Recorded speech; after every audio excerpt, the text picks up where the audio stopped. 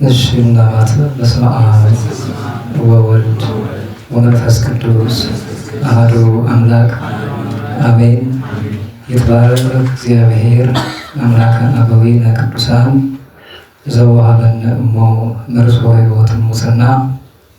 ከሁሉ አስቀድሞ አምላካችን ቅዱስ እግዚአብሔር ይህች ዓለም ባህር ሆና ኃጢአት ማይበል ሆኖ እንዳያሰጥነን እንሻገርባት ዘንድ ወዶና ፈቅዶ እናቱ እመቤታችን ቅድስት ድንግል ማርያምን መርከብ አድርጎ የሰጠን የአብ አምላክ ቅዱስ እግዚአብሔር ከሁሉ አስቀድሞ ስሙ የተመሰገነ ይሁን።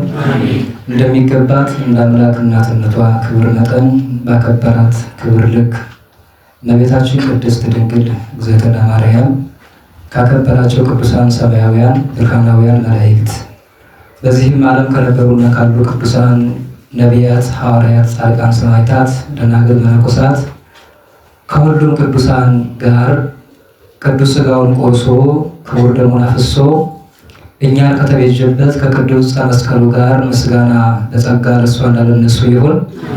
እንደሚገባችሁ እናንተም ሊቃውንተ ቤተ ክርስቲያን፣ አይንተ እግዚአብሔር ካህናት፣ ላይቃነ ምስጢር ዲያቆናት፣ ወንድሞች እህቶች፣ ሕፃናትም ጭምር አንድ አምላክ በሚሆን በአብ በወልድ በመንፈስ ቅዱስ ስም ሰላም እላችኋለሁ። እንዴት ሰነበታችሁ? እንዴት ዋላችሁ? እንደምን አመሻችሁ? አሜን። እግዚአብሔር ይመስገን ብለን እንድናመሰግነው ወዶ ፈቅዶ በቸርነቱ ያሰባሰበን የአብ አምላክ ቅዱስ እግዚአብሔር በድጋሚ ስሙ የተመሰገነ ይሁን። እንኳን አደረሳችሁ አደረሰን በማለት ጀምራለሁ።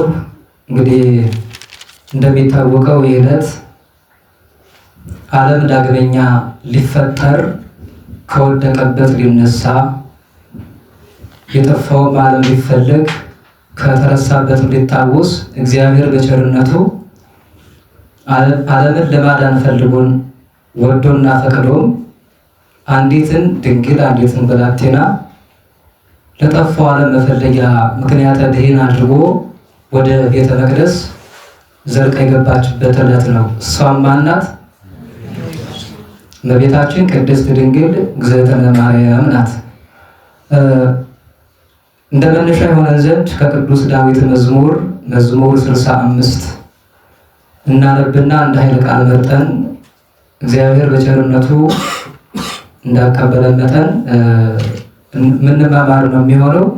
መዝሙር 65 ቁጥር 1 እስከ መጨረሻው። በምድር ያላችሁ ሁሉ ለእግዚአብሔር እልል በሉ፣ ለስሙም ዘመሩ፣ ለክብሩ ምስጋናን ስጡ። እግዚአብሔርን እንዲህ በሉት፣ ስራ ግሩም ነው፣ ኃይል ብዙ ሲሆን ጠላቶችህ ዋሹብህ። ምድር ሁላ ለአንተ ትሰግዳለች፣ ለአንተም ትገዛለች፣ ለስምህም ትዘምራለች። የእግዚአብሔርን ስራ ታዩ ዘንድ ኑ ምከሩ፣ ከሰው ልጆች ይልቅ ግሩም ነው። ባሕርን የብስ አደረጋት፣ ወንዙንም በእግር ተሻገሩ። በዚያ በእነሱ ደስ ይለናል፣ በኃይሉ ለዘላለም ይገዛል። ዓይኖቹ ወደ አሕዛብ ይመለከታሉ።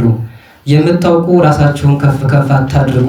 አሕዛብ ሆይ አምላካችንን አመስግኑ፣ የምስጋናውንም ቃል አድምጡ። ነፍሴን በሕይወት ያኖራታል፣ ለእግሮችም ሁከትን አልሰጠም።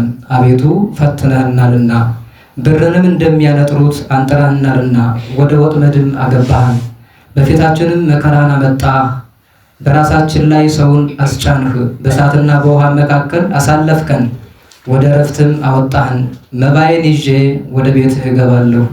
በመከራዬ ጊዜ በአፌ የተናገርኩትን በከንፈሮችም ያልሁትን ስለቴን ለአንተ እሰጣለሁ። ከዕጣንና ከሙክቶች ጋር ነውር የሌለበት ንጹሕ መሥዋዕትን አቀርብልሃለሁ። ላሞችንና ፍየሎችንም እሰዋልሃለሁ። እግዚአብሔርን የምትፈሩት ሁሉ ኑ ስሙኝ። ለነፍሴ ያደረገላትን ልንገራችሁ። በአፌ ወደ እሱ ጮኽሁ፣ በአንደበቴም ከፍ ከፍ አደረግሁት። በልቤስ በደልን አይቶ ቢሆን እግዚአብሔር አይሰማኝም ነበር። ስለዚህ እግዚአብሔር ሰማኝ፣ የልመናዬንም ድምፅ አደመጠ። ጸሎቴን ያልከለከለኝ ምሕረቱንም ከኔ ያላራቀ እግዚአብሔር ይመስገን። ስብሐት ለአብ ወወልድ ወመንፈስ ቅዱስ ለዓለሙ ወለዓለመ ዓለም። ለአብ ለወልድ ለመንፈስ ቅዱስ ክብር ምስጋና ይሁን፣ አሜን። እንግዲህ በዚህ መዝሙር ውስጥ የእመቤታችንን የዚህን ዕለት የሚነካና የሚያሳይ አንድ ርዕስ መዘን አውጥተን የምንማማር ነው የሚሆነው። በመዝሙር 65 ቁጥር 13 ባለ ኃይለ ቃል እበቡ ቤተከ በሚል እንማማራለን ማለት ነው። እስኪ አንድ ጊዜ በሉ፣ እበቡ ቤተከ በሉ። ወደ መቅደስህ እገባለሁ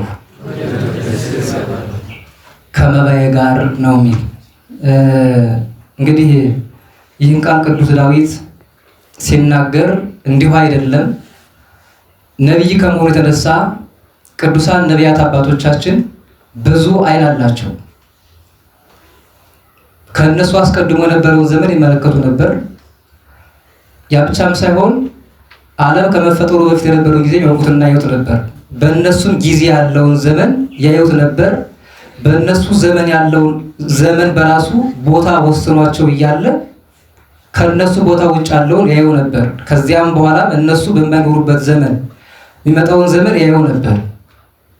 ያ ብቻ ሳይሆን ዓለም ካለፈም በኋላ በመጨረሻው ጊዜ እስከ ዓለም ፍጻሜ ያለውን ያያሉ። ዓለም ካለፈ በኋላ ያለውን ዘመን ደግሞ ይመለከታሉ። እና ምንድነው ያለ ቅዱስ ዳዊት?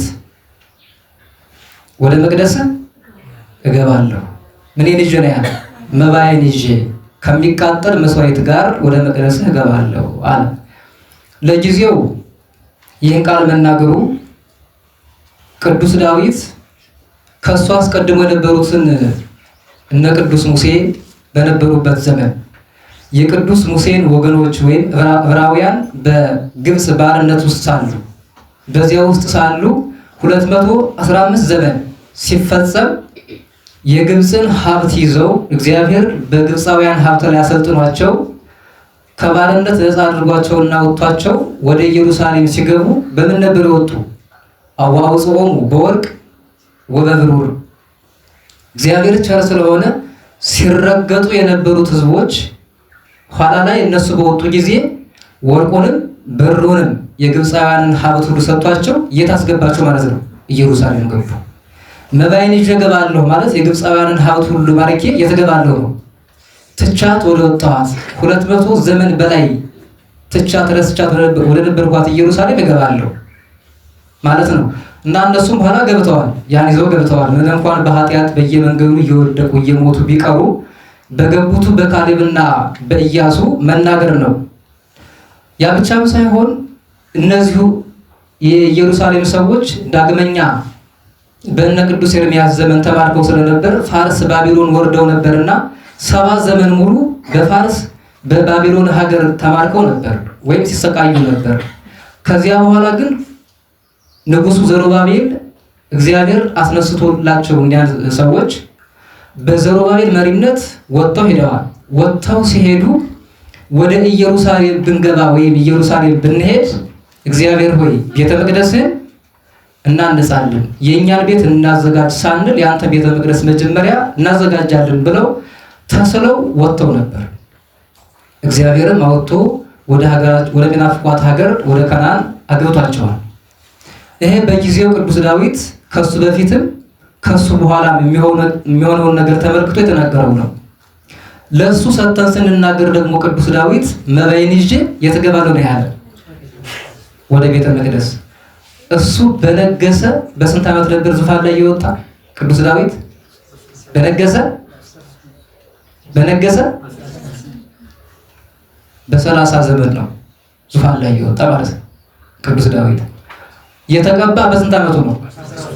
ስንት ዓመት ተንከራቷል? 18 ዘመን። እግዚአብሔር ሆይ እኔ ወደ አንተ በቸርነት ይህ ሁሉ ስቃይ ብታሳልፈኝና ብታሳልፍልኝ ወደ ዙፋንህ መባዬን ይዤ ማለት ለአንተ ታማኝነቴን ይዤ ወደ ዙፋን ወጥቼ ህዝብህን አገለግላለሁ ማለቱ ነበር። ለምን? እረኛ ስለሆነ መሪ ስለሆነ የህዝብ ጠባቂ የበጎቹ እረኛ ስለሆነ ይህን ተናግሮታል። ለፍጻሜው ግን በዚህ ዕለት በዓሏን የምናከብርላት የደስታችን ሁሉ ምንጭ የሆነች እመቤታችን ቅድስት ድንግል ማርያም እሷን አይቶ በይበልጥ ማለት ነው ለእሷ ተናግሮታል። ያ ብቻም ሳይሆን ለእያንዳንዳችን እንደየችግራችን መጠን በምንሳር ጊዜ ተስለን መባን ማስገባት እንዳለብንና አስገብተን እግዚአብሔር ለእኛ ያደረገውን ነገር ምናስብበት መባችንን ለእሱ እንደምንሰጥ ሲመለከት ለእኛም ጭምር ተናግሮልናል። ቅዱስ ዳዊት ተናግሮታል። እና መባይን ይዤ ወደ ቤተ መቅደስ እገባለሁ አለ። ወደ ቤተ መቅደስ እገባለሁ። እስኪ አስቡት። አሁን ምንማማር የምንድን ነው? የቤተ መቅደስ ሕይወት ነው። የቤተ መቅደስ ሕይወት ምንድን ነው? ለቤተ መቅደስ የሚገባ ሰውነት የሚኖረው ሰው እንዴት ያለ ሰው ነው? ለቤተ መቅደስ ወይም በቤተ መቅደስ ውስጥ ገብቶስ መኖር የሚችል ምን ማሟላት የቻለ ሰው ነው የሚል ነገር ነው የምንመለከት። ወደ ቤተ መቅደስ እገባለሁ። እንግዲህ እንደሚታወቀው በዚህ ዕለት እመቤታችን ቅድስተ ቅዱሳን ድንግል እመቤታችን ማርያም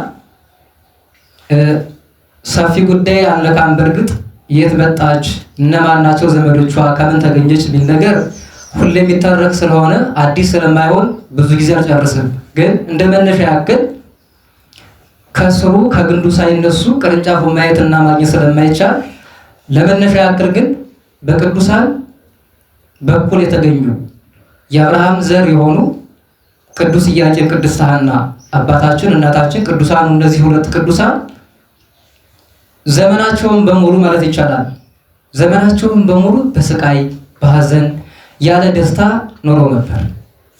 እንዲህ ሲባል ያለ ደስታ ነበሩ ማለት ምንድን ነው? በእግዚአብሔር ደስ አላላቸውም አይደለም። ግን በስጋ ባለው ግን ሰው በሚደሰትበት ደስታ ግን በተለይ ሴቶች ደስታቸው በምንድን ነው? ልጅ ሲያገኙ አይደለም። የጋብቻ ዓላማው ምንም እንኳን ልጅ ማግኘት ብቻ ባይሆንም ግን ከጋብቻ ደስታዎች መካከል አንዱ ምንድን ነው? ልጅ ማግኘት ነው።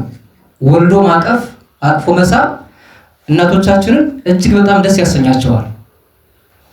እና ልጅ አጥተው ሲኖሩ ጌታ ሆይ እኛ እኮ ሰዎች ነን፣ ግን ሐዘንተኞች ሆን፣ ሐዘን ጸናብን።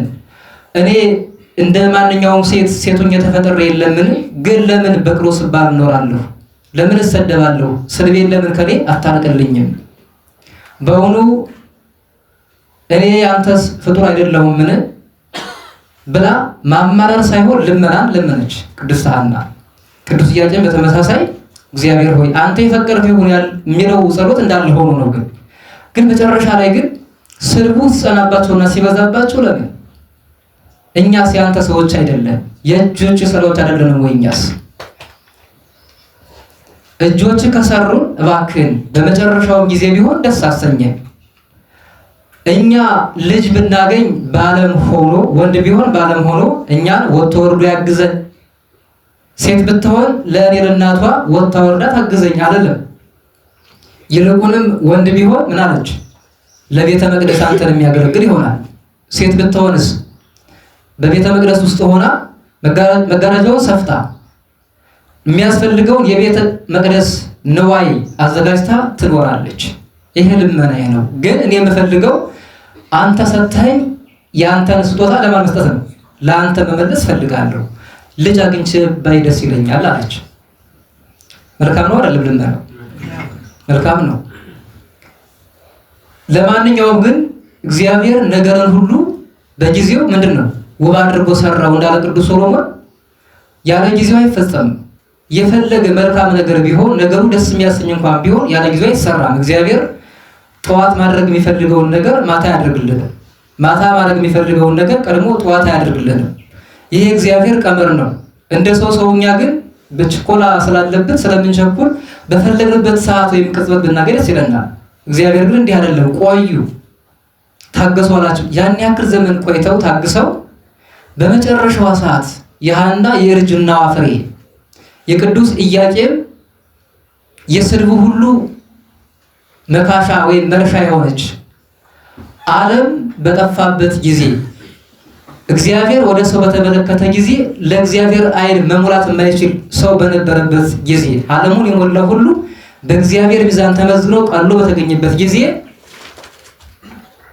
የሰው ልጅ በሙሉ በሲኦል ወጭት ውስጥ ተጥሎ በሲኦል እሳት እየበሰለ በነበረበት ዘመን ማን ባዳነን? ቅዱሳን ነቢያቱ እግዚአብሔር ሆይ ጽድቃችን ሁሉ እንደ መርገም ጨርቅ ሆነ፣ ጮህን ልመናችን ሁሉ ከንቱ ነው። እነ ቅዱስ ኢሳይያስ እነ ቅዱስ ዳዊትም እባክህን እግዚአብሔር እጅን ከአርያም ላክልን፣ እኛ እኮ ጠፍተናል፣ እኛ እኮ የለንም፣ አንተ ካልጎበኘህን ቀኝ ካልጎበኘችን እየጠፋን ነው። በእውኑ ሰው የመሆናችን ዓላማ ሲኦል ለመግባት ነበርን? አዎ የወደቅን ያጠፋን እኛ ነን፣ የሳትን እኛ ነን። ግን ደግሞ እኛ ብንስት አንተ ቸርና ቸር አምላክ ነህ ለምን አትጎበኘን ብለው ብዙ ጮሁ። ግን ያ ሁሉ ሲሆን ስንት ዘመን ቆየ? 5500 ዘመን። እንግዲህ 5488 ዓመተ ዓለም በሆነ ጊዜ ነው እግዚአብሔር ሐወፀ እምሰማይ፣ እግዚአብሔር ከሰማይ ሆኖ ምን አለ? ተመለከተ። ለምን የተመለከተ ከተባለ እሱን የሚፈራ ሰው፣ እሱን በሕግ በአምልኮት የሚከተል ሰው፣ የሚፈልግ ሰው እንዳለ ፈልጎ ነው። ሲመለከት ግን ሁሉም ሰው ምን ሆነ? ሁሉ አራየ ወሆረ አለው። ሁሉም ሰው ተካክሎ በድሏል። እንደ ጦር ጉሮሮ እንደ ፈረስ ጆሮ እኩል ሆኖ በድሏል፣ አጠፍቷል። በዚህ ጊዜ ነው የሐናና የኢያቄም ልመናቸው ከእግዚአብሔር ዘንድ ደርሶ እግዚአብሔር ወደ እነሱ ተመልክቶ ተንቀናል፣ እባክን ከንቀታችን ሁሉ አውጣን ባሉ ጊዜ እግዚአብሔር ውስተ ጽርሐ መቅደሱ፣ እግዚአብሔር በቅድስናው መቅደስ ውስጥ አለ። እግዚአብሔር ውስተ ሰማይ መንበሩ፣ እግዚአብሔር በልዕልና ዙፋኑ በልዕልና በሰማይ ነው አለ። ወአዕይንቲሆኒ ሀበ ነዳይን ይጽራ፣ የእግዚአብሔር አይኖቹ የት ያሉ ነው? ወደ ድሆች ይመለከታሉ፣ ድሆችን ያያሉ። ወቀራንብቲሆኒ ያሐቶ ለጓለ እመሕያው፣ ቅንድቦቹ ሰው ሁሉ ይመረምራሉ አለ። ስለዚህ ድሆቹ ኢያቄምና ሐና ማለት በሰው ዘንድ ነው ድሃ የተባሉ። እነሱ ድሃ የሆኑ በሰው ዘንድ ነው። በዓለም ዘንድ ድሃ የሆነ በእግዚአብሔር ዘንድ ባለጸጋ ሰው ከሆነ በዓለም ዘንድ ያለው ድህነቱ ምንም ከባድ ነገር አይሆንበትም።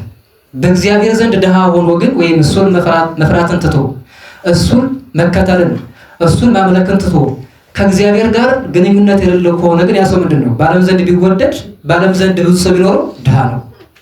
እና እግዚአብሔር አይኖቹ ወደ ድሃ ይመለከታሉ ስለተባለ በዳዊት ዘንድ ይህ ተብሏል፣ ይህ ልመና አለ እና ይሄ ጸሎት ካለ እኛስ ድሆች አይደለንም ወይ? እየለመንን ነው አሉ። እና እግዚአብሔር ዝም አለ እንዴ? ዝም አላለም። ምን ሆነ? በመጨረሻዋ ሰዓት ዓለምን የሚቤዥባት፣ የወደቀው ዓለም የሚነሳባት፣ የጠፋው ዓለም የሚፈለግባት፣ የሞተው ዓለም የሚድንባት፣ በሁለተኛ ወይ በዳግም ተፈጥሮ ዓለምን አንስቶ ወደ ቀደመው ክብሩ የሚያነሳባት አንዲት ይሃና አሐቲ ይእቲ ለእማ ወሪት ይእቲ ለእንተ ወለደታ የተባለች ሰሎሞን እንደተናገረላት ለእናቷ ለሐና አንዲት ናት፣ ለወለደቻት ለሐና የተመረጠች ናት እንዳለ ቅዱስ ሰሎሞን አንዲት ልጅን ሰጣቸው።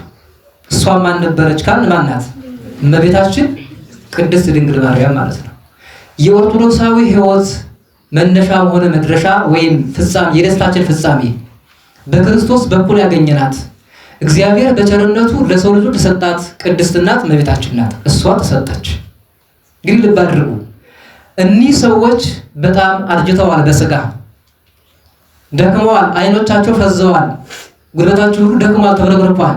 ግን እግዚአብሔር ካለ ስለማይቸግረው በመጨረሻው ሰዓት ቢሆን የእነሱን የዚያን ሁሉ ዘመን ሐዘን የሚያዘነጋ የሚያስረሳላቸውን አንዲት ቅድስት ፍሬን ድንግል ማርያም ሰጣቸው። ሐና ታደሰች፣ ኢያቄም ደስ ተሰኘ። ያ ሁሉ ለቅሶ፣ ያ ሁሉ ሐዘን፣ ያ ሁሉ በሰው ዘንድ ይደርስባቸው የነበረው ሽሙጥ ሁሉ በአንድ ጊዜ ምን ሆነ? ተበተነ ማለት ነው። እንደ ጉም ተበተነ። ነፋስ የበተነው ጉም እዚህ አካባቢ ነበር እንደማይባለው ሁሉ ሐዘናቸው ጠፋላቸው። ማንን አግኝተዋልና ነው? ድንግል ማርያምን አግኝተዋልና። የሐዘን መርሻ ለእነሱ ብቻ አይደለም። የቅድስት ድንግል ማርያም መገኘት የማን መገኘት ነበር? የዓለም ሁሉ የጠፋው ዓለም ሁሉ መገኘት። ባገኘውም ጊዜ ተሸክመው አይደል ተባለ። መጀመሪያ የጠፋው ዓለም ወይም ሰው አዳምና አዳማውያን ሔዋንና የሔዋን ዘሮች በሙሉ በጠፋን ጊዜ አዳም ይገኝ ዘንድ ማን ተገኘች? ቅድስት ድንግል ማርያም ተገኘች። እንግዲህ ሰው በሆነች ይህን ዓለም ካየችውና ካወቀችው 3 ዓመት በሆናት ጊዜ ቅድስት ሐና ሰሎሞን እንደተናገረ ማለት ነው፣ ሰነፎች እግዚአብሔርን ደስ ማሰኘት አይቻላቸውም። ሰነፍ ሰው ይሳላል፣ ግን ደግሞ የተሳለውን ስለቱን ይዘነጋል። ከተሳልክ ስለትን አስገባ፣ ስለትን ማጥት ከሆነ አትሳል እንዳለ ይህን አሰበችና ይህች ልጅ ምንም እንኳን በእርጅና ጊዜ ያገኘኋት ብትሆን ለእኔ የመጨረሻ የሐዘን መርሻዬ ብትሆንም ግን የኛ አይደለችም። የማናት ነው ያለች? የእግዚአብሔር ናት። የምትቀመጥና መኖር የሚገባት በእኛ ቤት ሳይሆን በእግዚአብሔር ቤት ነው። የተሳልን ከእግዚአብሔር ዘንድ ነው። የሰጠንም ማን ነው? እግዚአብሔር ነው። ስለዚህ የእግዚአብሔርን ለእግዚአብሔር እንስጥ። አፏ ምንድን ነው? እህል ሳይለምድ ሆዷ ዘመድ ሳይወድ እንስጣት አሉ። 3 ዓመቷ ነው። በ3 ዓመት አንዲት ፍሬ ብላቴና ቅድስት ድንግል ማርያም እመቤታችን 3 ዓመት ሲሆናት ይዘዋት ሄዱ። ይዘዋት ሲሄዱ አጥፈውም አይደለም። የሚገርመው ነገር በምን ነበር የሄደች የሚለው? በእግሮቿ ነው የሄደች። በእግሮቿ ድንኩል እያለች ወደ ቤተ መቅደሱ አደባባይ ወደ ኋላ ሳትመለከት ቀጥታ ሄደች፣ ገሰገሰች።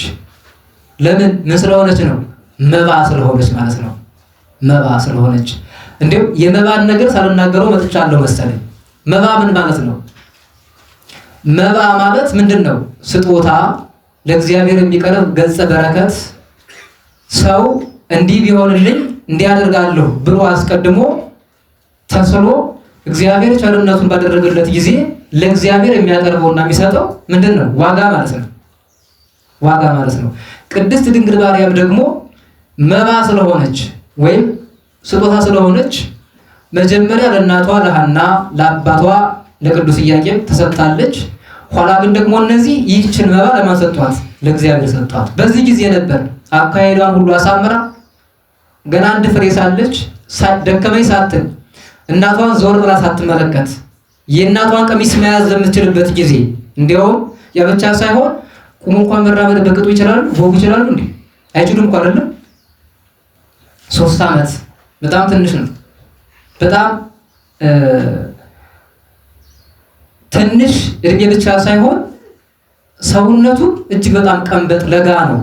በ3 ዓመት ያለ ሕፃን ያለች ሕፃን እና በዚህ ጊዜ አንድ ሊቅ እንደሚናገረው ለምንድን ነው ግን ዞር ብላ ሳታይ እናቷን ቅድስት ሐናን ሳትመለከት ወደ ቤተ መቅደስ እየሄደችው ቢባል እመቤታችን ቅድስት ድንግል ማርያም የእግዚአብሔር ፍቅር ተስሮባት የነበር ቤተ መቅደስ ገብታ ትልቅ ከሆነች በኋላ ብቻ ሳይሆን መቼ ነበር? ገና ከእናቷ ጋር ሳለች የእግዚአብሔር ፍቅር በውስጧ ታተሞባት ነበር። ሁሌ የምትመለከት እግዚአብሔርን ነበር። ገና በልጅነቷ ጀምራ ማለት ነው። የቤተ መቅደሱን ደረጃዎች ባጫጭር እግሮቿ ወይም በጣም ትንሽዬ የሆነች ብላቴና ስለሆነች ጉልበቷን ባጫጭር ጣቶቿ ምርኩዝ እያደረገች ደገፍ እያደረገች ወጣ ገባች ማለት ነው። እነሱ ሳትመለከት ሄደች። አስባት እስኪ የምትገሰግሰው ወደ ቤተ መቅደስ። የቤተ መቅደስ ሕይወት ሊጀመር ነው ማለት ነው። የቤተ መቅደስ ሕይወት የእሷን ሕይወት ስናስብ የእሷ ሕይወት ሲነገር ማሰብ የሚጠበቅብን የማንን ሕይወት ነው? የእኛን ሕይወት ነው። የእመቤታችን ሕይወት የኔ የሕይወቴ አብነት ነው። የኔ የሕይወቴ ምሳሌ ነው። እሷን ቅድስናዋን ሁለንተና አካሏን አብነት አድርጌ በእሷ ሕይወት እመራለሁ ብለን እንድንኖር ነው የእሷ የቅድስና ሕይወት ሁሉ ጊዜ የሚነገር የሚታረክልን።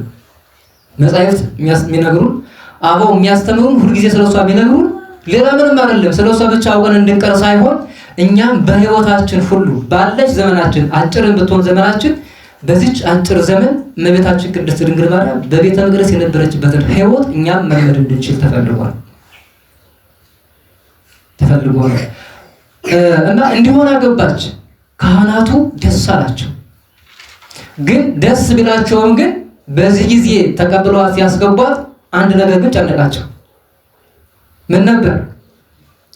መባ ሆና መምጣቷ መልካም ነው።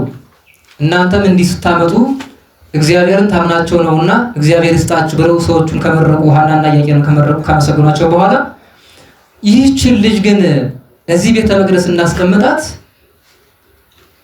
ስትቀመጥስ እሺ እግዚአብሔር ባወቀ ተቀመጥ፣ ምግቧስ አሉ። ጨነቃቸው።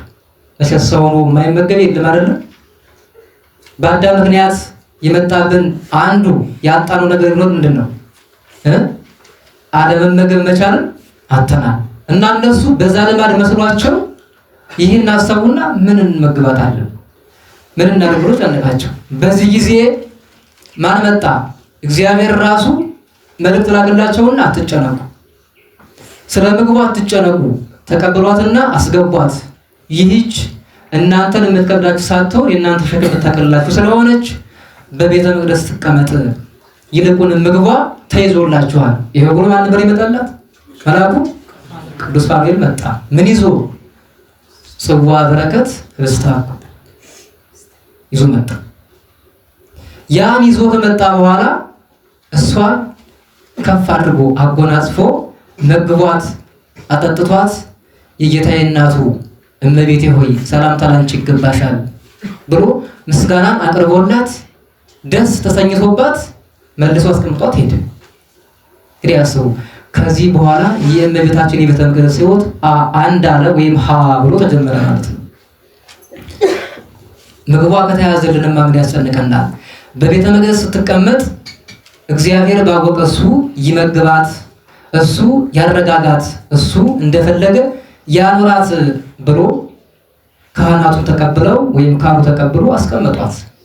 ከዚህ በኋላ እመቤታችን ቅድስት ድንግል ማርያም ማንንም ሳትናፍቅ ማለት ከሰው ዘንድ እናትና አባቷን ሕፃን ነኝ ብላቴና ነኝ፣ ወደ አባቴ ልመለስ፣ ወደ እናቴ ልሂድ፣ እነሱን ጎብኝቼ ልምጣ ሳትል ቤተ መቅደስ ከገባች ሳትወጣ ወደ ምስራቅ ዙራ ከተቀመጠች ወደ ምዕራብ ሳትዞር ቀጥ ብላ ሁልጊዜ ወደ ምስራቅ ብቻ እየተመለከተች ኖረ። ስንት ዓመት ተቀመጠች? ወደ ምስራቅ ብቻ እያየች ማለት ነው። ምን ማለት ነው? ያሳብ ቅዱስ ቄርሎስ ዘእስክንድርያ ነው የሚናገር ይህን ቃልና እመቤታችን ቅድስት ድንግል ማርያም የተቀመጠችበት የቤተ መቅደሱ ማዕዘን ምን ነበር ቢባል ምስራቃዊ ማዕዘን ነው። ያም የሚያሳየው ወይም የእሷ የድንግል ማርያም ሐሳብ ጌታዬ ሲመጣ መምጫው ቤት ነው፣ በምስራቅ ነው። በምስራቅ የሚመጣውን አምላኬን በሚገባ አቀበለው ዘንድ በምስራቅ ዞሬ ተቀምጬ አገኘኝ ዘንድ ፈልጌ ነው ብላ እንደነበር ገልጿል። ወደ ምስራቅ መዞሩ ወደ ምስራቅ ተመልከቱ አይባልም? አሁን ምንድን ነው? የክርስቶስን መምጫ አስቡ። ሌላስ? ምስራቅ እመቤታችን ናት፣ እሷን ተመልከቱ ማለት ነው። እና እንዲሆና ተቀምጣት ትኖር ነበር ቅድስት ድንግል ማርያም። እንዲሁ ለመሆኑ ወደ ቤተ መቅደስ የገባችበት ምክንያት ምንድን ነው? ለምን ገባች ካል ሁለት ነገር እንመለከታለን። የመጀመሪያው ምን ስለሆነች ነው? የስዕለት ልጅ ስለሆነች ነው። ይኸው የስዕለት ልጅ መሆኗ በቤተ መቅደስ እንድትቀመጥ ተስለዋት ስለነበር የግድ እሷ መግባት ስለነበረባት ነው አንደኛው። ሁለተኛው ግን በመቅደስ የጠፋው የሰው ልጅ በመቅደስ ይፈልግ ዘንድ ነው። ምን ማለት ነው? ገነት የእግዚአብሔር መቅደስ ነበረች ናት። በመቅደስ ውስጥ ደግሞ ማን አስቀመጠ? እግዚአብሔር አዳምን አስቀምጦ ነበር አላችሁ አይደለም? በመቅደስ ወይም በገነት መቅደስ ውስጥ እግዚአብሔር አዳምን ሲያስቀምጥ በገነት በመቅደሱ ውስጥ እያመሰገነ ደስ እያለው እግዚአብሔርን አክብሮ እየፈራው እየተንቀጠቀጠ ከመላእክት ጋር ሁሉ እየዘመረለት እያጠና ገነትን ስንት ዓመት ተቀመጠ? ቅዱስ አዳም አባታችን 7 ዓመት ተቀመጠ። ሔዋንና አዳም ያላንዳች በደል ያላንዳች ጥፋት ምንም ሳይሆንባቸው የተቀመጡ ማለት ነው። ገነት በመቅደሳቸው ተቀመጡ። ከዚያ በኋላ ግን ምንድነው የሚባለው? ምቀኛ ሳለ ማን ጥሩ ጠጡ ይባል የለ በሀገረኛ አባባል። ሰይጣን ቀናባቸው፣ ባጭሩ ወጡ። ከዛ መቅደስ ኮበለሉ። ያን መቅደስ 7 ዓመት ሙሉ ደስ ብሏቸው የነበሩበትን መቅደስ የተቀመጡበትን መቅደስ ከመላእክት ጋር እያመሰገኑ አንድ ምስጋና ለእግዚአብሔር እያመሰገኑ እያቀረቡ የመላእክት ወንድምና እህት ሆነው በነበሩበት ዘመንና በነበሩበት ሕይወት መላእክትን የሚፈሯቸው የሚንቀጠቀጡላቸው ሰይፋቸው የሚያስፈራቸው ሆነ። ያ ሰይፋቸው ብልጭ ብልጭ እያለባቸው ቅዱሳን መላእክት አባረው ሰደዷቸው፣ ከገነት ወጥተው በሯቸው። በዚህ ምክንያት በመቅደስ የጠፋው ዓለም ይፈለግ ዘንድ ያለው በየት ነበር? በመቅደስ ውስጥ ነበር። አዳም በመቅደስ ቢጠፋ ድንግል ማርያምን ወደ መቅደስ አስገብቶ ከልጅ ልጅህ ብሎት የለ እተወለድ በሐሙስ ዕለት ወመንፈቃ ለዕለት እተወለድ ወለተ ወለትከ ወእድህ ውስተ መረብከ እትቤዘወከ በመስቀሌ ወበሞቴ ስላለው በ5ኛው ቀን በ5 ቀን ተኩል 5500 ዘመን ሲፈጽም ማለቱ ነው። በዚህ ጊዜ ሰው ሆኜ አድናለሁ ስላሉ ምክንያተ ድኂን ክርስቶስ ይሆንባት ዘንድ የመጀመሪያዋ ምክንያት የሆነች ማን ናት? ቅድስት ድንግል ማርያም ናት። ይህች ብላቴና ወደ ቤተ መቅደስ የአዳምን ድነት እየሰበከች አዳም በገነት ቢጠፋ በመቅደስ ቢጠፋ ይሄው እኔ ወደ መቅደስ ገብቼ ለመለሰው ነው እያለች ገባች፣ ተያዘች። እና ሁለተኛው እሱ ነው። እመቤታችን ቅድስት ድንግል ማርያም የመቅደስ ሕይወቷ ምን ይመስል ነበር? ወደ መቅደስ ስትገባ ምን ነበራት? የሚል ነገር እናንሳና እንመልከት።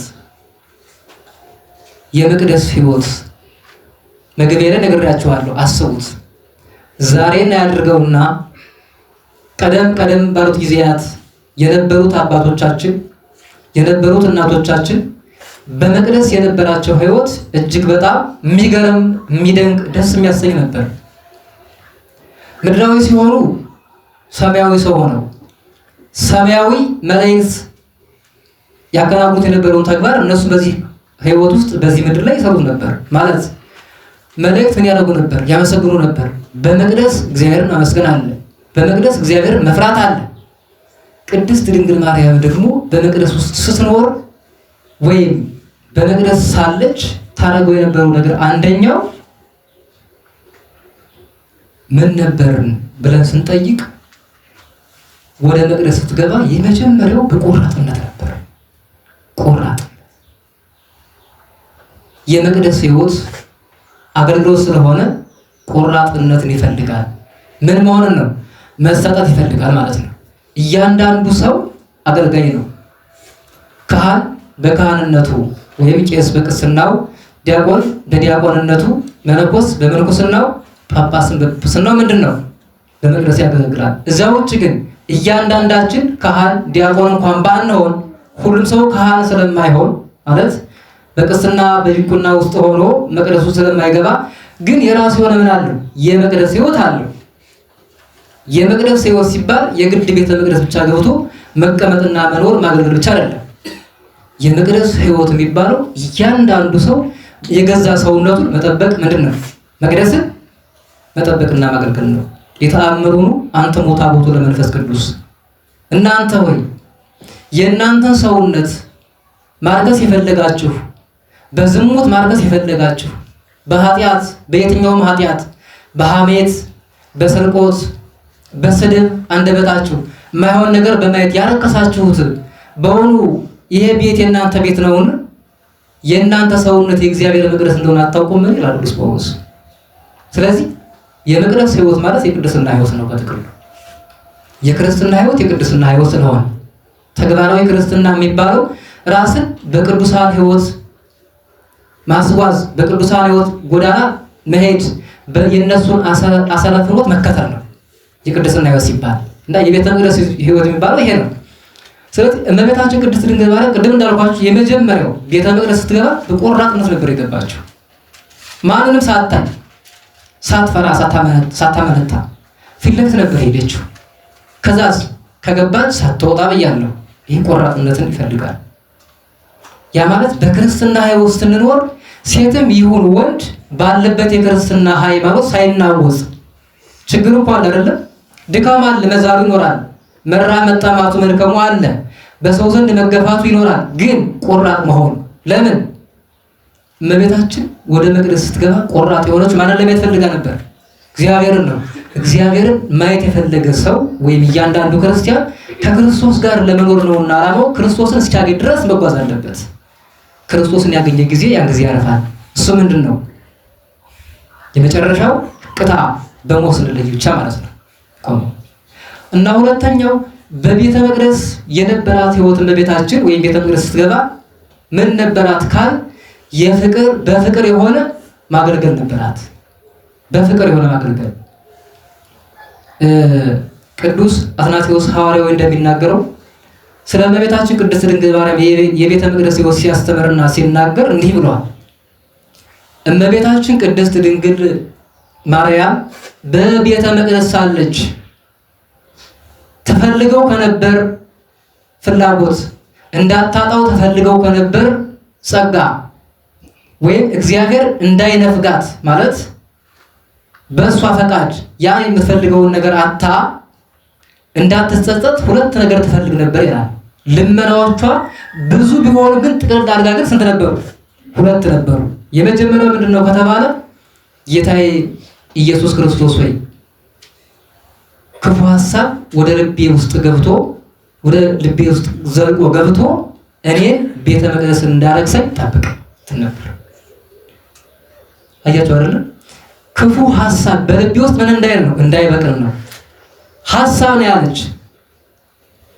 የሰው ልጅ የህይወት መርሆቹ ወይም በክርስትና ህይወት የሚኖር ሰው ሰውነቱን መጠበቅ የሚችልባቸው 3 ነገሮች ናቸው። የመጀመሪያው ምንድነው? ሐሳብ ነው። ቀጥሎስ ንግግር ነው፣ ቃል። ሶስተኛው ተግባር ነው። በሐሳቡ የረከሰና የወደቀ ሰው በንግግር ላይ ረክስ አይችልም።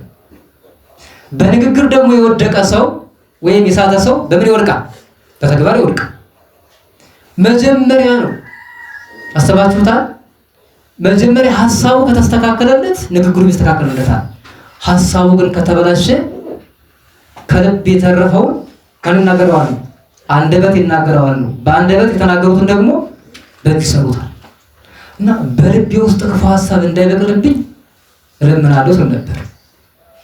አርቆ ማጠፍ ጭራሽ ሐሳብ የሚባል ነገር እንዳይመጣብኝ ነበር። አንደኛው እሱ ነው። ሁለተኛው ግን በዚህ ቤተ መቅደስ ስኖር አንተስ ከፈቀድክልኝ ድረስ ሕይወቴን ለአንተ ሰጥቻለሁና ፍቅርህ እንዳይቀዘቅዝብኝ እለምናለሁ ስል ነበር። ፍቅር እንዳይቀዘቅዝብኝ። ፍቅር ያለው ሰው በፍቅር የሚኖር ሰው እግዚአብሔርን የሚመለከት ሰው በየትኛውም ጊዜ የኃጢአት ጥላሸት እሱን አያቃጥለው።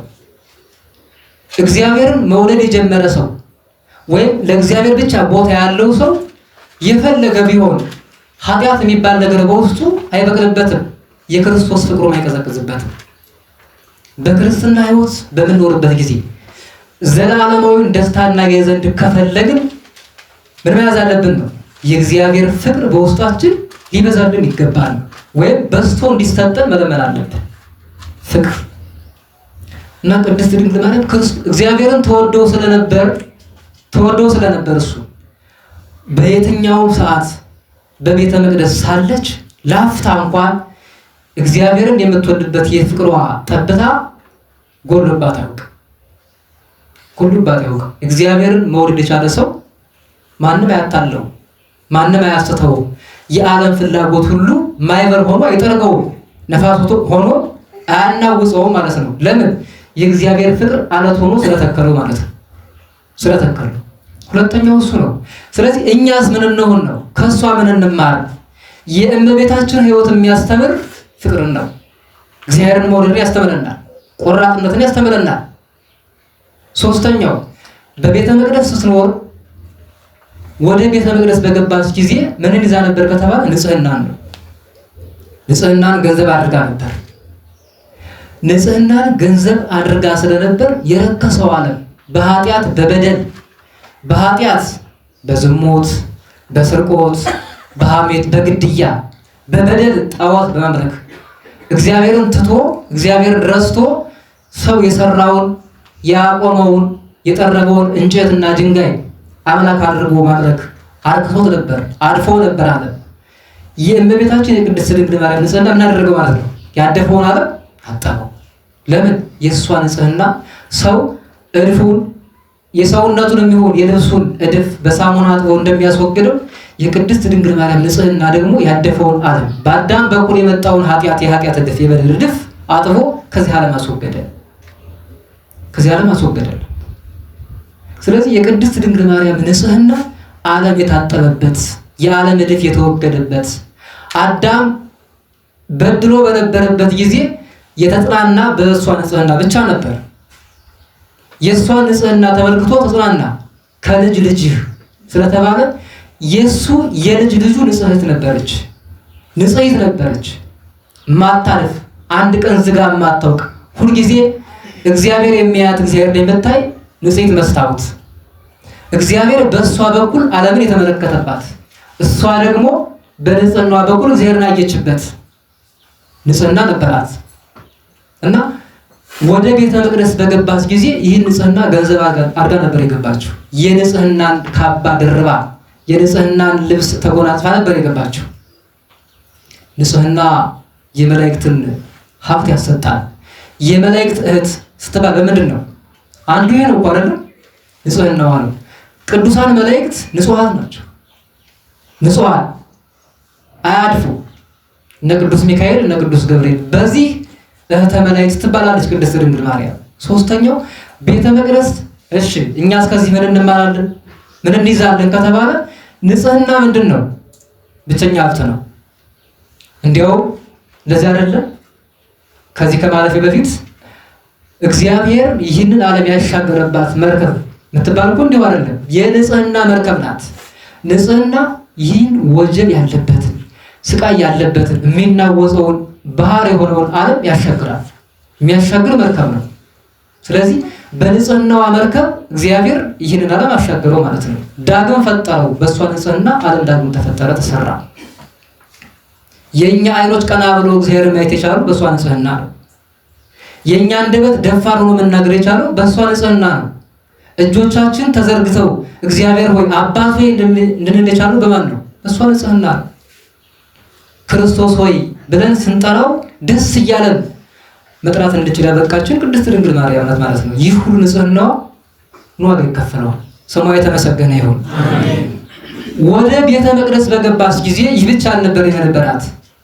ምን ነበር ከተባለ ተባይቶ ነበራት። ተባይቶ የምናኔ ህይወት ነበራት ቅድስት ድንግል ማርያም። አስባችኋል? የነበረችበት ካህናት የሚያገለግሉበት ምንድን ነው? ቤተ መቅደስ ነው። ሰው አለበት እኮ በርግጥ ግን ተባይቶ ነበራት ሲባል እንዴት ነው ከተባለ መናኔ ወይም ተባይቶ ሁለት አይነት ነው። አንድ አባት ቅዱስ እንትና ነው እንጂ ቅዱስ ጎርጎርዮስ ነባቤ መለኮት እንዲህ ይላል። በጵጵስና ህይወት ሳለ ለምንድን ነው ግን ከሰው ተለይተህ መመነን ያልፈለክ ተብሎ አንድ ጊዜ ሰዎች ጠየቁት። አይ ምናኔ እኮ ሁለት አይነት ነው። የመጀመሪያው ምናኔ ምንድነው አለ።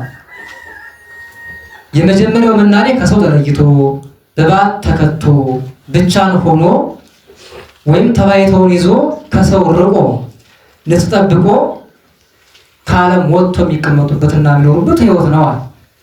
ይሄ መልካም ነው። ሁለተኛው ምናኔ ግን ህሊናን ምን ማድረግ ነው? ከኃጢአት ሁሉ ማንጻት ምናኔ ይባላል፣ ተባይቶ ይባላል። እና ከክፉ ሀሳብ ንጹህ የሆነ ሰው መናኝ ነው። የግድ ሰው መናኝ ለመሆን መናኝ ለመባል ሁሉም ሰው ገዳም ይግባ አይባልም። ገዳም መግባትም የለበትም ሁሉም ሰው አይደለም። ስለዚህ ምናኔ የሚባለው ምንድነው ከተባለ በህሊና መመነን፣ ኃጢአትን መናቅ፣ ክፋትን መጥላት፣ ኃጢአትን በደልን መጸየፍ፣ ኃጢአት ሁሉ ከእግዚአብሔር ውጭ እንደሆነ ሰይጣናዊ እሳቤ እንደሆነ እግዚአብሔር ግን የሚፈልገው ንጽህናና ቅድስናን እንደሆነ አስቦ ራስን ከክፉ ሀሳብና ከዓለማዊ ማንነት ማውጣት ነው። ይሄ ምናኔ ይባላል ብሎ አስተምሯል። ቅድስት ድንግል ማርያም ደግሞ የዚህ ህይወት ተካፋይ ነበረች ነው የሚል። የዚህ ህይወት ተካፋይ ናት። ካህናት በሚያገለግሉበት ቤተ መቅደስ እያለች ግን ባሕታዊት ናት። የሚገርመው ነገር ባሕታዊ ስትባል ጭራሽ ሰማያትን ብቻ አይደለም ማለት አይደለም። እነማን ነበሩ? እልፍ አእላፋት መላእክት ምን ነበሩ? ከሷ ጋር አገልጋይ ነበሩ። ብዙ ሰዎችን አታይም ነበር። ከብዙዎች ጋር አትገናኝም ነበር። መናኝ የተባለችበት ምክንያት ከካህናቱ በቀር አልፎ አልፎ ከእናትና ከአባቷ በቀር የወንድ ፊትን ማየት አትፈልግም ነበር። ምክንያቱም ባሕታዊት ናታ ቅድስት ድንግል ማርያም። በቤተ መቅደስ ሳለች ያሳለፈችው ህይወት ዓለም ከተፈጠረ ጀምሮ እስከ ዓለም ፍጻሜ ድረስ ያለውን ያጣነውንም ህይወት ከዚህ በኋላ ያለውን የምንኖረውን ህይወት ያሳየችን። ያጣነው ህይወት ሁሉ ከሷ የተገኘ የምግባራት ሁሉ ማዕድ ቅድስት ድንግል ማርያም ናት። የምግባር ሁሉ ማዕድ ሃይማኖትን ያጸናች ነይ ርግቤየ ፍጽምትየ ርግቤ መደምደሚያዬ ነይ እያለ ቅዱስ ሰሎሞን አስቀድሞ በትንቢት የጠራት በምግባርና በሃይማኖት ክንፎቿ ብር ብላ ሄዳ የተገባች ማለት ነው። የታረፈች ቤተ መቅደስ አረፈች። ያ የቤተ መቅደስ ህይወቷ እጅግ ደስ የሚያሰኝ ነበር። በጣም ለእኛ ሁሉ መማሪያ የሆነን የቅድስና ህይወት አብነት እሷ ናት ቅድስት ድንግል ማርያም። ይህ ብቻም ሳይሆን ቤተ መቅደስ በገባች ጊዜ ወይም ቤተ መቅደስ ስትሄድ ይዛው የነበረው ሐሳብ ምንድነው ከተባለ ትዕግስትን ገንዘብ ማድረግ ነው። ትዕግስትን ገንዘብ ማድረግ። አሁን ትዕግስትን ገንዘብ ማድረግ ሲባል ምንድነው? አጽንኦ በዓት። አጽንኦ በዓት። አሁን አጽንኦ በዓት ሲባል ብዙ ሰው የሚመስለው ለመናንያን ብቻ ነው። እንደዛ ነው አይደለም። አጽንኦ በዓት ወይም በዓትን ማጽናት፣ ከበዓት አለመውጣት፣ በዚያው መኖር ሲባል ለመናንያን ለመነኮሳት ብቻ የሚሰጥ አይደለም። አጽንኦ በዓት ማለት የክርስትና ሃይማኖት ምንድነው? በዓታችን ናት አይደለም? በዓታችን ናት። የምግባር የበጎ ምግባር ህይወት ለኛ በዓታችን ነው። ሃይማኖት እንተ አልባቲ ምግባረ ሰናይ ምውጢቲ። ሃይማኖት ያለ ምግባር ብቻዋን ከሆነች የሞተች ናት። ነፍስ ያለ ስጋ ብቻዋን እንደማትቆም ስጋም ያለ ነፍስ የሞተ እንደሆነ በርን እንደሚባለውና እንደሚሆነው ሁሉ ሃይማኖት ያለ ምግባር ዋጋ የለውም። ምግባር ያለ ሃይማኖት ዋጋ የለውም። ስለዚህ ምንድነው እመቤታችን ቅድስት ድንግል ማርያም እነዚህ ሁለቱ ክንፎቿ ያሏት ምግባር ሃይማኖት ያላት ለኛም የሰጠችን ያሳየችን ህይወት ነው እና አጽንኦ በዓት ሲባል በክርስትና ህይወት ጸንተን መቀመጥ እንድንችል ዘላለማዊውን ህይወት ማሰብ እንድንችል እግዚአብሔር በዚህ ዓለም ሳለ የትዕግስታችን ዋጋን መክፈል የሚችል አምላክ እንደሆነ በዛኛው ዓለም ደግሞ የመጨረሻውን ዋጋችን መክፈል የሚችል አምላክ እንደሆነ ያሳየችን ቅድስት ድንግል ማርያም ናት። በምን? በቤተ መቅደስ ህይወቷ በንጽህና በነበራት ህይወት 12 ዘመን ሙሉ ጸንታ የተቀመጠች አንድ ቀን ሳታማረር የኖረች የእናቶቻችን የእህቶቻችን ምሳሌ በቅድስና ለኛም በተመሳሳይ ይህ ሁሉ የክርስትና ጸጋ ያሳየችን የሰጠችን ሀብተ ቅድስና የተሰጣት ቅድስት ድንግል ማርያም ስሟ የተመሰገነ ይሁን። አሜን። እንግዲህ ይገርማቸዋል። በጣም የሚያሳዝነው እጅግ በጣም ከባድ የሆነብን ለመናገር ሁሉ የሚያሳፍር ነገር ቢኖር ደግሞ የቤተ መቅደስ ህይወት ያ ሁሉ ህይወት ተለውጦ አሁን በዚህ ባለንበት ነባራዊ ህይወት በገሃዱ ዓለም የሚታየው ነገር ግን ከቤተ መቅደስ ህይወት ተቃራኒ መሆኑ ነው። ተቃራኒ መሆኑ ቅድስት ድንግል ማርያም የነበረችበት ያ ቤተ መቅደስ ማን የነበረበት ነው? ነብይ ቅዱስ ሳሙኤል ነበረበት። አስቀድሞ የብፅዓት ልጅ ሆኖ ነበረበት ቅዱስ ሳሙኤል። እሷ የነበረችበትና ያ ሁሉ ጸጋ ተሰጥቷት ያ ሁሉ ሀብት ይዛ ለሰው ሁሉ ያስተማረች እመቤታችን ቅድስት ድንግል ማርያም በነበረችበት ቤተ መቅደስ አሁን ግን የሚታዩት የሚሰሙት ነገሩ ወዲህ ነው። ቅድስት ድንግል ማርያም ዘልቃ የገባችበት ያ ቤተ መቅደስና የቤተ መቅደስ ህይወት አሁን እነማን ዘልቀው ገቡበት ከተባለ እነማን ገብተውበታል ማለት ነው? መናፍቃን በግልጥ በአደባባይ በጋድ ሳይፈሩ ሳያፍሩ ያን የቤተ መቅደስ ህይወት ለማርከስ ያን የቅድስና ህይወት ለማጠልሸት የእሷን ህይወት ለማስረሳት ለማዘንጋት የእኛን የክርስትና ህይወት ስልቹ መሆን እንድንችል ሊያሰለቹን ፈልገው ሰርጎ በመግባት የቅድስት ቤተክርስቲያን የውስጥ ፈተናዎች ሆነው መናፍቃኑ ከውጭ ያሉት ልከዋቸው ቤተክርስቲያንን እናውቃለን የሚሉ ሰዎች ክርስቲያን ሳይሆኑ ክርስቲያን መስለው አሁን ቤተ መቅደስ ተሞልቶ ያለ በማን ነው ከተባለ ደፍሮ ለመናገር ወይም ደፍረን ብንናገር ውሸታም አያሰኝም። የሞሉት እነማን ናቸው ካሉ መናፍቃን ናቸው። ንጹህ ምናልባት ደፋር ያሰኘው በፍጹም እኛ አባቶቻችንን በቅድስት ቤተክርስቲያን ውስጥ የነበሩትን የትናንትናዎቹ አባቶቻችንን በክርስትና ህይወት የተሸለሙትን በቅድስና ህይወት ያጌጡትን እኒያን አቡ አንነቅፍ። ለኛ አብነት መሆን የቻሉትን አሁን ባለንበት ህይወት እንዲህ እንድንገኝ ያደረጉን አባቶቻችን አንነቅፍም። ቤተክርስቲያን አባቶቻችሁ ናቸው እንካችሁ ተቀበሉ ብላ የሰጠችንን ቅዱሳን ወይም የክርስትና ህይወት አብነት የሆኑትን አንጠላ አንተችም አንነቅፍም። እኛ ግን ወይም አባቶቻችን ግን ሲነቅፏቸው ብትሰሙ እኒህ ሰዎች የሚነቀፉ አባት ሳይሆኑ አባት የሆኑትን ብቻ ነው። አባት መሆን ሳይችሉ አባት የመሰሉትን ብቻ ነው። ቄስ መሆን ሳይችሉ፣ ጳጳስ መሆን ሳይችሉ፣ ዲያቆን መሆን ሳይችሉ፣ መምህር መሆን ሳይችሉ መምህር ለመሆን የፈለጉት ሰዎች ግን ቤተክርስቲያን ትናንትና ዛሬም ነገም ታወግዛለች፣ ትተቻለች፣ ትነቅፋለች። ከኔ ገለል በሉ ትላለች። ለምን? የቤተ መቅደስ ሕይወት የምን ሕይወት ስለሆነ ነው? የቅድስና ሕይወት ነው።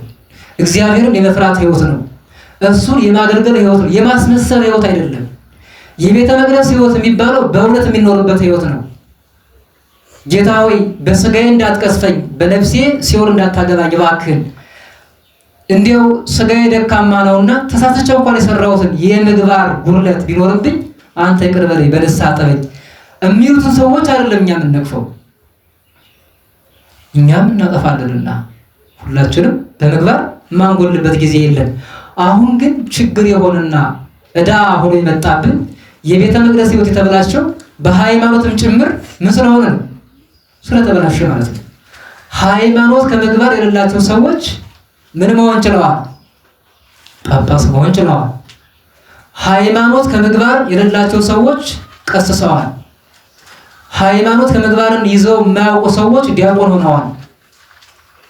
ስለዚህ ቅድስት ድንግል ማርያም በፍቅር የገባችበትን የቤተ መቅደስ ጉዞ እነሱ ግን እንግዲህ አስቡ፣ ባጫጭር እግሮቿ ዘልቃ የገባችበትን የቤተ መቅደስ ሕይወት ጫማቸውን የክደት ጫማቸውን ሳይወልቁ በክደት እንደተበላሹ ሰርገው ገብተውበታል።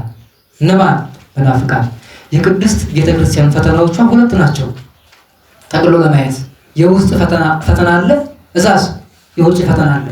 ለውጭ ፈታኞች አጋልጠን የምንሰጥ እኛ ነን ከውስጥ ያለን። የውጭ ፈታኞች መጥተው ውስጡን እንዲበረብሩ የሚሆኑት በውስጥ ያሉ ሰዎች አስቀድመው ልባቸው ሲሸፍትባቸው ነው።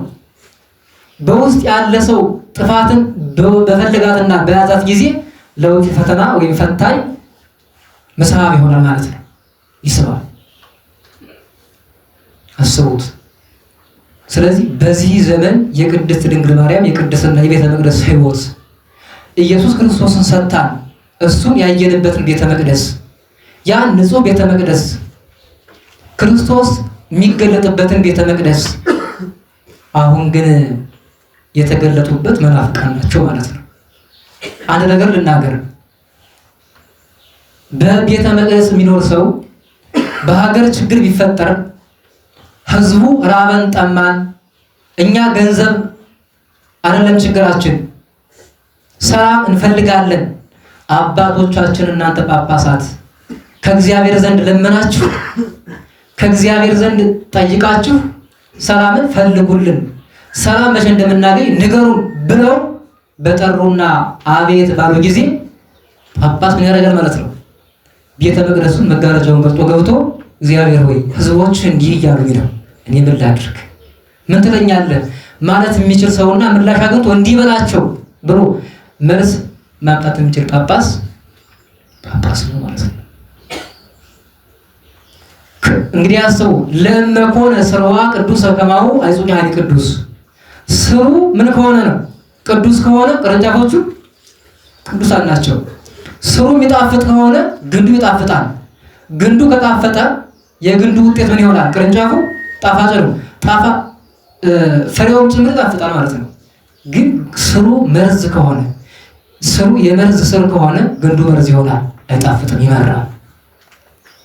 እንግዲህ የጳጳሳት የእንዲህ ያሉ ጳጳሳት ልጆች የሚመር ተግባር፣ የሚመር ምግባር፣ የሚመር ሃይማኖትን የያዘ መነኮስን ይወልዳል። እግዚአብሔርን የማያውቅ እግዚአብሔርን የማይፈራ ፍጹም ዓለማዊነትን የወደደ በዓለም ብቻ ተድላ ደስታ ሲያይ የሚኖር ሲያይ መኖርን የሚፈልግ ሰው ብቻ መሆን የሚፈልግ መነኮስ ይወልዳል።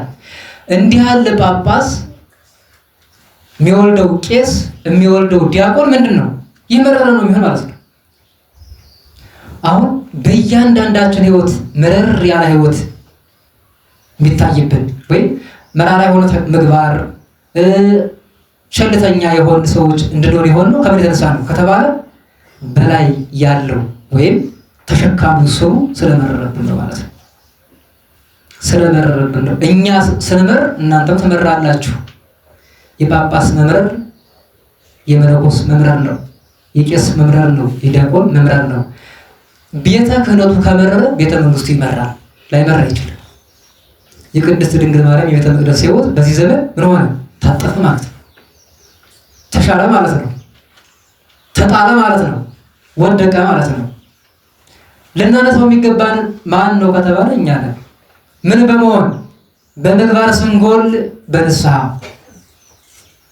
እግዚአብሔርን አንዳንድ ጊዜ አለመፍራት ሲመጣብን ሞት አለብኝ እኮ ብሎ በማሰብ ይህ ሃይማኖት የአባቶች ሃይማኖት ነው። ይህ ሃይማኖት የቅድስት ድንግል ማርያም ምንድን ነው? ሃይማኖት ነው። ይህን ይዤ መቀጠል አለብኝ። ክፉን ክፉ፣ በጎን በጎ፣ እውነቱን እውነት፣ ሐሰቱን ሐሰት ብዬ መቀጠል አለብኝ ብሎ ቀጥ ያለ ሐሳብን ይዞ መቀጠል ይኖርብናል ማለት ነው። ይኖርብናል።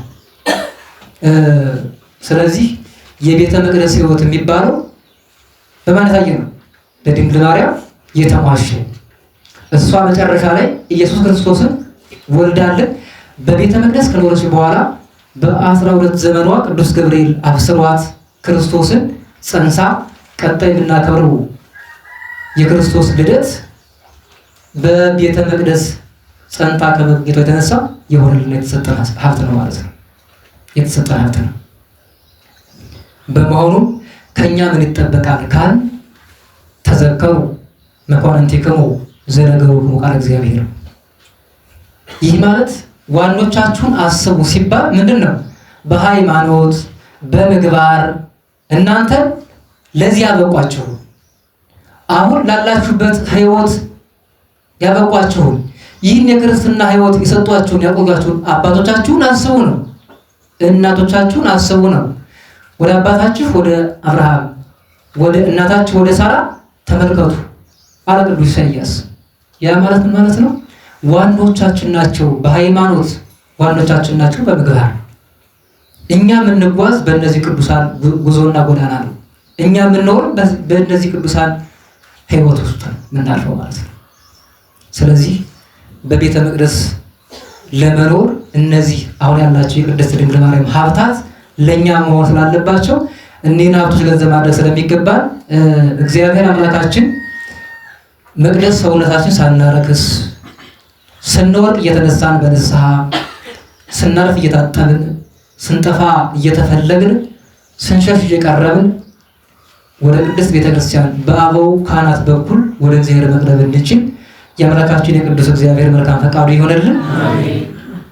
መባዬን ይዤ ወደ ቤተ መቅደስ እገባለሁ እንዳለ ቅዱስ ዳዊት እኛም መባችን የሚሆነው ልባችን ለእግዚአብሔር አሳልፎ መስጠት ስለሆነ ልባችንን ሁሉ ባለ ዘመናችን ለእግዚአብሔር መስጠት እንድንችል የእሱ መልካም ፈቃዱ ይሁን። ያስተማረን የመከረን የገሰጸን የአብ አምላክ ቅዱስ እግዚአብሔር በድጋሚ ስሙ የተመሰገነ ይሁን። ስብሐት ለእግዚአብሔር ልዑል ወለወላዲቱ ድንግል ወለመስቀሉ ክቡር። ይቆየን።